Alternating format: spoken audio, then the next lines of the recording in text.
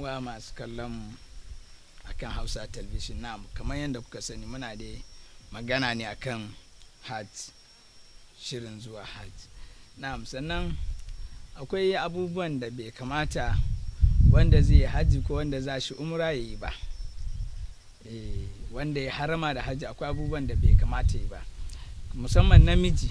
Shi namiji ba daman ya rufe kan shi ko kuma ya rufe fuskan shi, ba daman namiji ya rufe wayannan abubuwan, ko don a ce ko don sanyi ko don zafi. Wannan duka in dai wani abin da zai rufe kan shi ne da shi babu dama. Amma ba laifi a ce ya sa umbrella ya tare kan shi ko kuma wani inuwa ko cikin hema, wannan ba laifi, ko kuma cikin mota ai dole wani abu ya tare ka, wannan duka ba laifi ba ne. Sannan ko kuma a ce mutum yana cikin harama da hajj sai ya zamana yana ɗauke da kaya a kan shi, wannan ma ba laifi ba ne. Sannan haka namiji ba dama ya sa tufafi mai ɗinkakken tufafi, haka kuma ba daman ya sa hufi sai dai in ya yanke shi daga baya, ma'ana ya zama kamar irin zura ka tafi.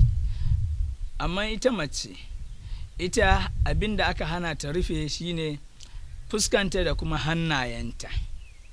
Ba daman ta sa irin safan hannu, socks kenan, ba daman kuma ta rufe fuskanta. Amma wayansu malamai suna ganin cewa ta yi ta sa wani abu wanda zai ɗan tare fuskanta saboda kar maza su fituni da ita, wannan ba laifi ba ne, ko kuma abin da ya kama da haka. Amma ba daman kuma ta ɗinke shi, ba a yarda da wannan ba.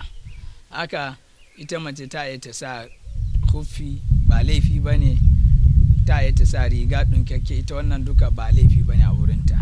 Amma duk abin da ba haka ba, duk abin da aka san maza suna nisantan shi cikin aikin hajji, ita ma dole ta nisanta daga wayannan abubuwan su ne za mu karanta muku yanzu. Kaman ba dama mai harama da haji ko umra ya kusanci mace, haka ita ma mace ba daman ta kusanci namiji. Haka kuma ba daman mai shi ya sa turare ko a jikin shi ko kuma a tufafin shi, ba daman wanda ya harama da haji ko umra ya yi mu'amala da turare. Amma in kama abinci ne wanda ke da kanshi ko abin sha, wannan an ce ya iya amfani da shi. Amma ya sa turare ko ya sa irin gashin nan na kai, musamman wayansu mata suna sa gashin kai yana da kanshi, to wannan duka ba daman mutum ya yi. Haka kuma ba daman